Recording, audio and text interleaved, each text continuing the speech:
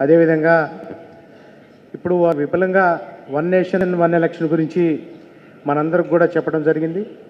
దీనికి సంబంధించి ఒక్క 5 నిమిషాల సేపు ఎవరికన్నా కనుక ఏదైనా సందేహాలు కనుక ఉన్నట్లయితే వివిధ వర్గాలకు సంబంధించినటువంటి వ్యక్తులందరూ ఉన్నారు కాబట్టి మన సందేహాలని వారి ద్వారా నివృత్తి చేసుకునేటువంటి అవకాశం ఉంది.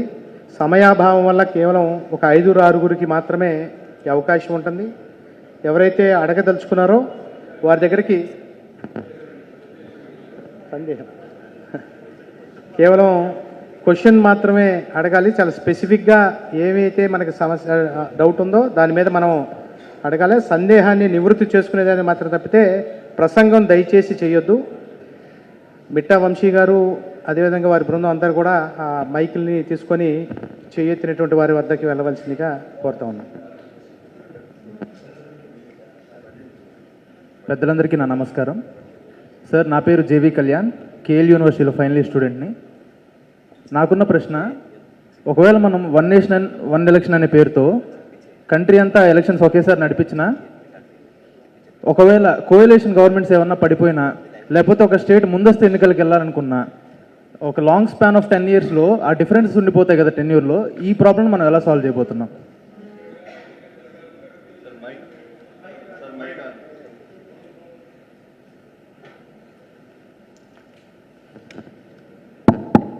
ఇప్పుడు 5 ఏళ్ళు ఉండాల్సిన అసెంబ్లీకి ఓటేసాం మనం. 2.5 ఏళ్ళలో వాళ్ళకి 3 మారింది, లేదా ఇంకొక 2 ఏళ్ళలో మారింది అనుకోండి, ఏదో చేశారనుకోండి. ఏమవుతుందంటే ఆ మిగతా 10 yearsకి మాత్రమే ఎలక్షన్ జరుగుతుంది. అందువల్ల ఇలా చేసేవాళ్ళు కొద్దిగా జాగ్రత్తగా ఆలోచించి చేస్తారు. తర్వాత ఇవన్నీ మనం అనుభవంతో తెలుసుకొని అనుభవం ద్వారా వచ్చిన సవాళ్లకు సమాధానం కూడా కనుక్కునే ప్రయత్నం చేస్తాం. ప్రూఫ్గా 100% అంతా ఇలాగే జరుగుతుంది అని చెప్పలేము, నేను కాదన్న. కానీ పరిస్థితిని మెరుగుపరిచే దిశలో ఇంకొక 4 అడుగులు ముందుకేయడం అవుతుంది. తర్వాత ప్రధానమంత్రి గారు చెప్పారు, ఇదేదో ఆయన ఎలక్షన్ కోసం పెట్టింది కాదు, ఇది దేశవ్యాప్తంగా చర్చ జరిగిన తర్వాత 2029 ఎలక్షన్కి అమలు కాదు. ఇది 2034కి అన్ని రాష్ట్రాలు పార్లమెంట్కి ఒకేసారి ఎలక్షన్ జరిగేట్టుగా దాని మీద దేశంలో ఏకాభిప్రాయ సాధన కోసం వర్కౌట్ చేస్తున్నామని ప్రధానమంత్రి గారు చెప్పారు. అందువల్ల అనుమానం పెట్టుకోవాల్సిన అవసరం లేదు.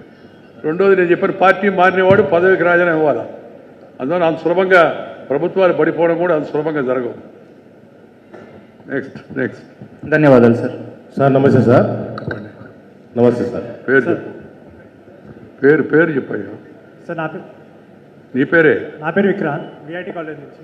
నా ప్రశ్న ఏంటంటే, ఇప్పుడు ఒక రాజకీయ నాయకుడు ఒక 5-10 నిమిషాలు అయిపోద్ది, దయచేసి కూర్చోండి అందరూ, అటు డిస్టర్బ్ చేయొద్దా. ఎన్నికల తర్వాత ఆయన క్యారెక్టర్ ఏంటి, ఆయన కెపాసిటీ ఏంటి అనేది తెలుస్తుంది. అదే ఆయన ఎన్నికల ప్రచారం అప్పుడు ఆయన వచ్చినప్పుడు ఆయన క్యారెక్టర్ ఏంటి, ఆయన క్యాపబిలిటీ ఏంటి ఎలా తెలుసుకోగలం? అది కొంచెం ఇట్లా, అది ప్రజలు ఎలా గుర్తించాలి? ఒకటి, నిలబడే అభ్యర్థి యొక్క గుణగణాలను తెలుసుకునే ప్రయత్నం చేయాలా. ఆయన గతంలో ఏం చేసేవాడో కనుక్కోవాలా. తర్వాత ఆయన మేనిఫెస్టోలో ఏమేమి నేను వస్తే ఏం చేస్తాను అనే విషయాన్ని అసలు చెప్పాలా. చెప్పిన వాటిని మేనిఫెస్టో రూపొందించి పెట్టాలా. ఆ తర్వాత అమలు చేయకపోతే నెక్స్ట్ ఎలక్షన్లో ఏమయ్యా నువ్వు ఈ విషయం చెప్తానన్నావు, ఈ పని చేస్తానన్నావు, చేయలేదు, అందుకే నీకు ఓటు ఇవ్వని అనే పద్ధతికి ఉండాలి. అట్లా కాకుండా ఆ టయానికి మళ్ళీ ఏదో గాలిలో కొట్టుకుపోయామనుకోండి, వాళ్ళు అది మర్చిపోతారు, మనం కూడా మర్చిపోయి వాళ్ళకే ఓటేసే పరిస్థితి వస్తుంది. కాబట్టి ప్రజలు ఎప్పుడు చైతన్యవంతులుగా ఉండడం, అభ్యర్థులని వాళ్ళ యొక్క అజెండా ఏందో జనం ముందు దాన్ని మేనిఫెస్టో రూపంగా పెట్టడం, ఆ తర్వాత అమలు చేశారా లేదని అడిగేంటే హక్కు మనకు ఉంది. కాబట్టి ఆ ఎలక్షన్ టైంలో వాళ్ళు కొత్త విషయం తెస్తారు, ఏదో ఒకటి తెస్తే మరి దాని మీద చర్చ మరుతుంది. ఇది అసలు విషయం పక్కన పోదు. అందుకనే ఇందాక అన్నాను, performance, character, calibre, capacity and conduct. ఈయన ఇంతకుముందు ఎక్కడున్నాడు, ఏం చేశాడు, ఇంతకుముందు ఏ పార్టీలో ఉన్నాడు, పార్టీ మారితే అప్పుడు ఏం చేశాడు, ఎందుకు అలా చేశాడు అని చెప్పగలిగాడా అని ఇవన్నీ ప్రశ్నలు వేయాలి. ప్రజాస్వామ్యంలో దేనికి రెడీమేడ్ సొల్యూషన్ అట్టుండదు. జందా తిరస్మాత్ లాగా ప్రజలు నిరంతరం చైతన్యవంతంగా ఉండడం, ఎప్పటికప్పుడు ఈ చెక్స్ అండ్ బ్యాలెన్స్ని పాటించడం చూడాలి. Thank you sir. ఎలక్షన్ అఫిడవిట్లో డిస్క్లోజ్ చేయాలా, నీకెంత ఆస్తి ఉంది, నీ మీద క్రిమినల్ కేసులు ఉన్నాయా లేదా, హలో సార్, గుడ్ ఈవినింగ్. నా పేరు ధరణి. అయిపోతుంది.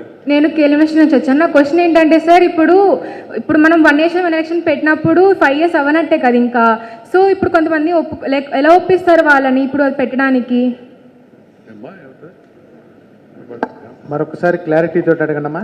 అమ్మా, మీరు అడిగిన డౌట్ ఏమిటంటే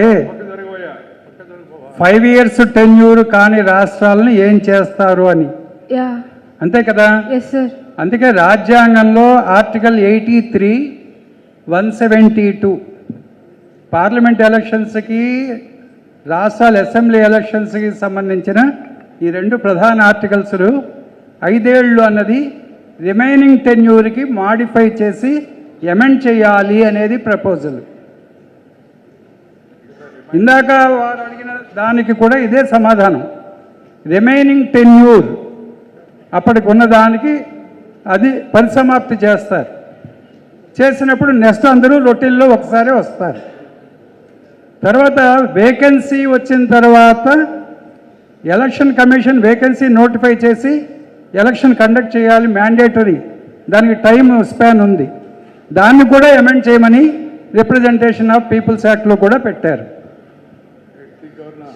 ఓకే సార్, థ్యాంక్ యూ. నా పేరు మణికంఠేశ్వరరావు సార్. నమస్కారం.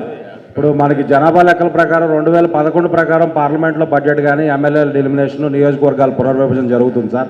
ఇప్పుడు 2025 సంవత్సరానికి వచ్చాం. 14 సంవత్సరాలైనా కూడా జనాభా లెక్కలు ఇంకా తీసుకోవట్లేదు. దాని ప్రకారం నియోజకవర్గాల పునర్విభజన జరగలేదు.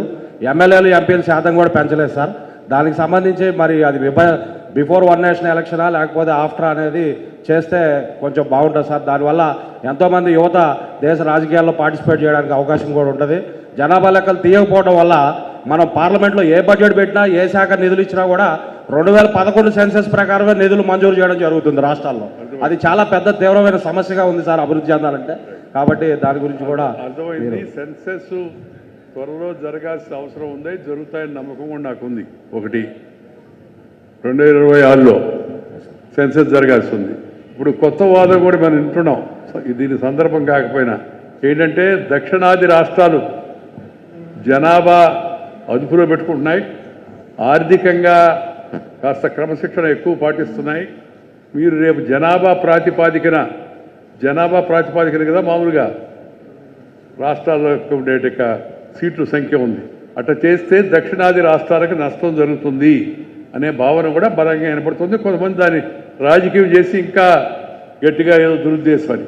ఈ ఎలక్షను రేపు 2026 ఎలక్షను, దానికి ముందు సెన్సెస్ జరగాలనేది ఏతుందో నిర్దేశించబడిందో ఆ సెన్సెస్ జరగాల్సి ఉంది.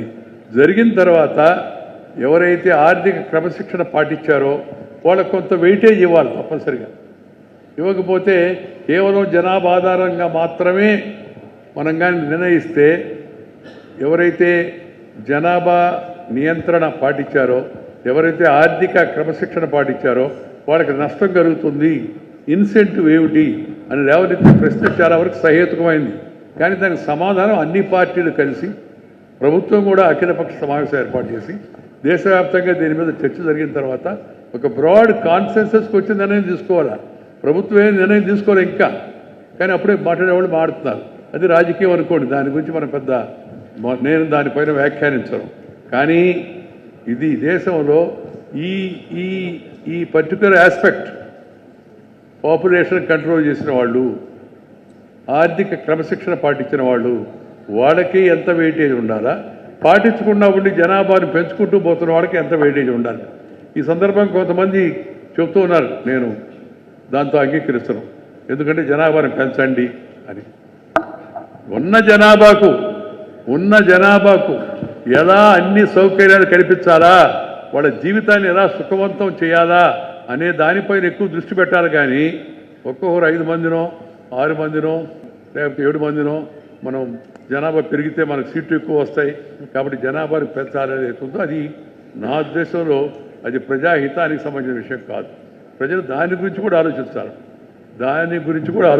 ఉంది. ఎవరికి వాళ్ళు మనం చేస్తుంది ఎవరి కోసమో కాదు. మనం కుటుంబ నియంత్రణ పాటించామనుకోండి, ఎవరి కోసం, దేశం సంగతి తర్వాత, ముందు మనం, మన పిల్లలు, వాళ్ళ ఆరోగ్యం, మన ఆర్థిక శక్తి, మన కుటుంబ పరిస్థితి, ఇవన్నీ గమనించుకోవాలా. అటు కాకుండా పిల్లలు మీకు చిన్న ఉదాహరణ చెప్తాను. నిన్ననే జరిగింది ఒక దగ్గర. మా అమ్మాయి పేపర్లో ఒక వార్త చూసింది. ఆ వార్తలో ఏమైనా ఉందంటే ఆంధ్రజ్యోతి అనుకుంటాను. కడప జిల్లా రాజంపేటలో ఒక కుటుంబం వాళ్ళు మొదటి ప్రయత్నం చేశారు, అమ్మాయి పుట్టింది. రెండో ప్రయత్నం చేశారు, అమ్మాయి పుట్టింది. మూడో ప్రయత్నం చేశారు, అమ్మాయి పుట్టింది. నాలుగో ప్రయత్నం చేశారు, అమ్మాయి పుట్టింది. ఐదో ప్రయత్నం చేశారు, అబ్బాయి వస్తాడేమని. 5 కూడా అమ్మాయి పుట్టింది. దాంతో ఏం చేయాలో అర్థం కాక ఆ భార్య భర్త ఇద్దరు ఈ 5 మంది పిల్లలను మనం పోషించలేము, మన పేదవాడు వాడు రజక వృత్తిలో ఉన్నవాళ్ళు అని ఈ ఇద్దరు తల్లి తండ్రి ఇద్దరు ఆ పిల్లలు చిన్నవాళ్ళని అలా వదిలేసి ఆత్మహత్య చేసుకున్నారు. తాజాగా రాజంపేటలో కడప జిల్లాలో జరిగిన సంఘటన. అది పత్రికలో చూసి మా అమ్మాయి వెళ్ళి, నేను కూడా పత్రికలో చూశాను తర్వాత, ఆ 5 మంది పిల్లలను నేను చదువు పూర్తయి పెళ్ళేళ్ళ దాకా దత్తత తీసుకుంటున్నాను అని చెప్పి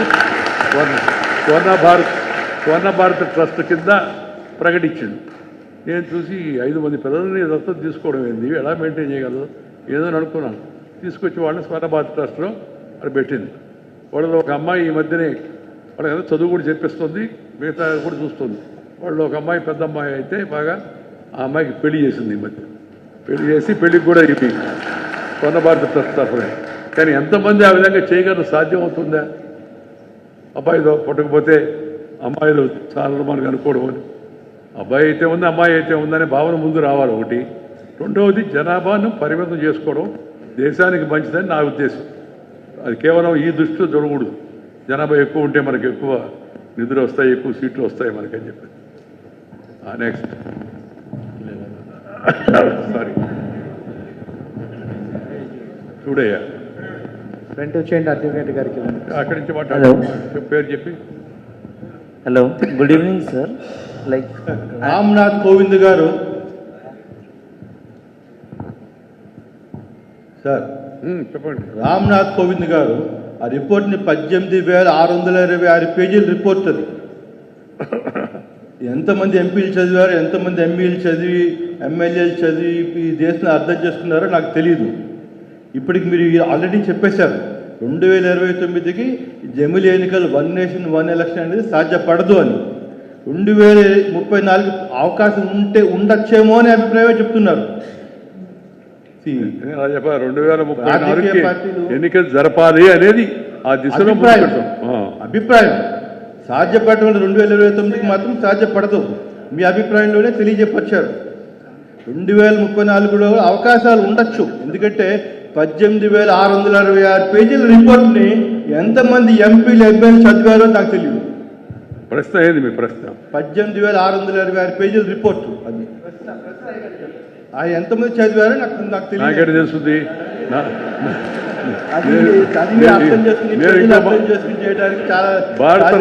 భారత రాజ్యాంగాన్ని ఎంతమంది చదివారు?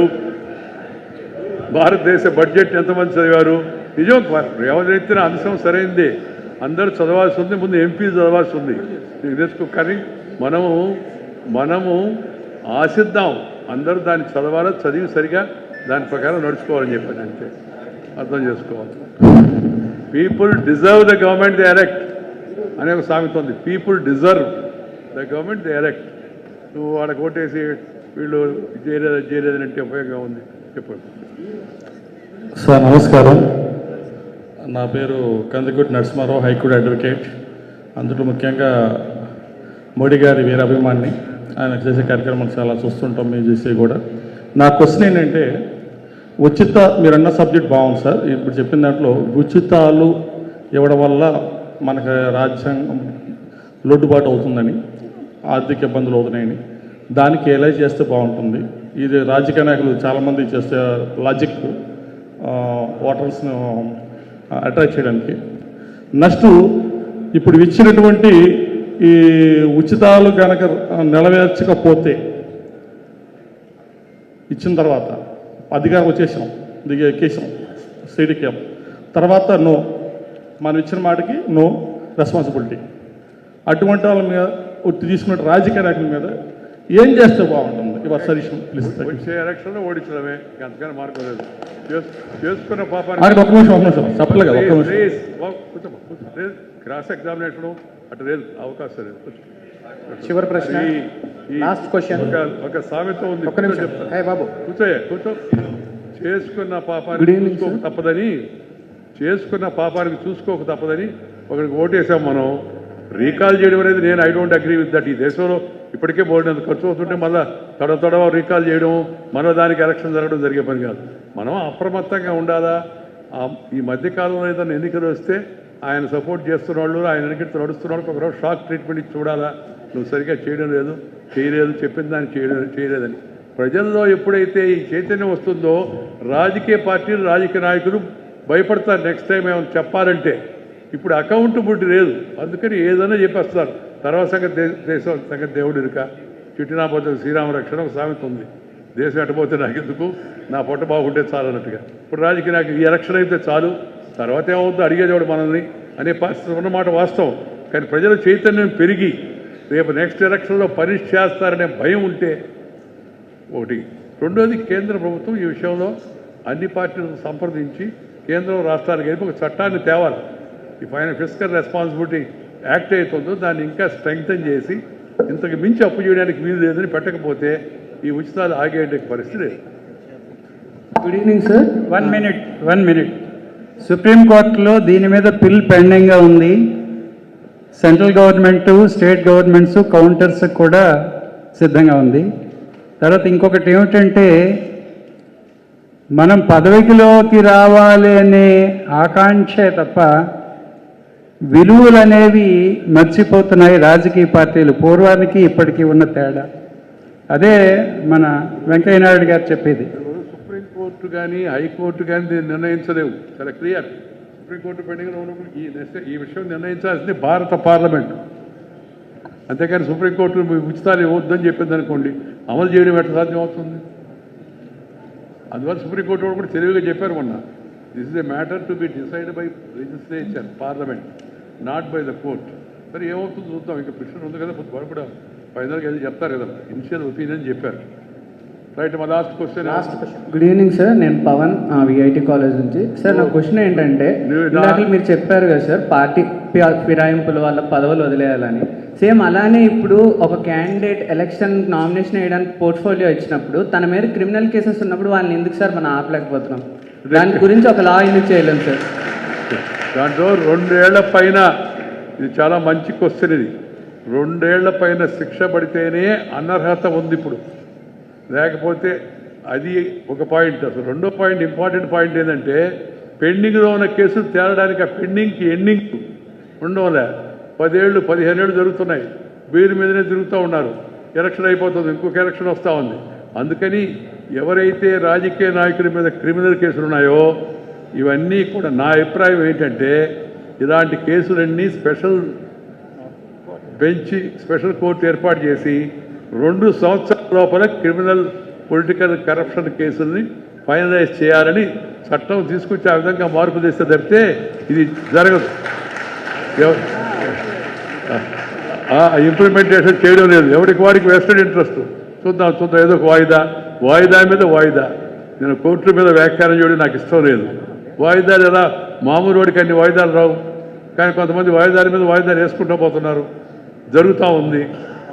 కాబట్టి ఈ విషయాలపైన కూడా ఆలోచించి 2 సంవత్సరాలు క్రిమినల్ కేసు ఎదుర్కొంటున్న ఎవరైనా సరే 2 సంవత్సరాల లోపల కేసులు సెటిల్ చేయాలని దేశం ఒక నిర్ణయానికి రావాలి. దానికి కావాల్సిన అదనపు సౌకర్యాలు కోర్టులకు ఇవ్వాలా. లేకపోతే కోర్టు దగ్గర అంతమంది జడ్జిలే లేరు, అంత ఇన్ఫ్రాస్ట్రక్చర్ లేదు.